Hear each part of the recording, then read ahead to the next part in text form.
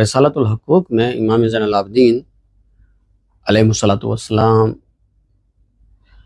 نے جب گفتگو شروع کی اساتذہ کے حقوق کے بارے میں تو بہت خوبصورت لطیف نکات امام علیہ مقام نے بیان فرمائے کہ جو آپ خود بھی امام امت ہیں اور استاد ہیں پوری امت کے، ان کو تو احترام سب پہ واجب ہے، مگر ہم جو اپنے علاقوں میں، اپنے شہروں میں، جہاں پر بھی جس مقام پر کوئی بچہ یا بڑا یا جوان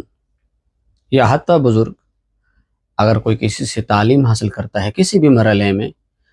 کوئی بھی چیز تربیت کے معاملے میں کسی کو کچھ سکھا رہا ہے، تو اس کے بارے میں چند حق بیان فرمائے امام علی مقام نے، کہ اس میں فرمایا کہ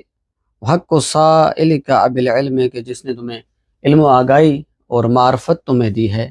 فرمایا دیکھو اس کے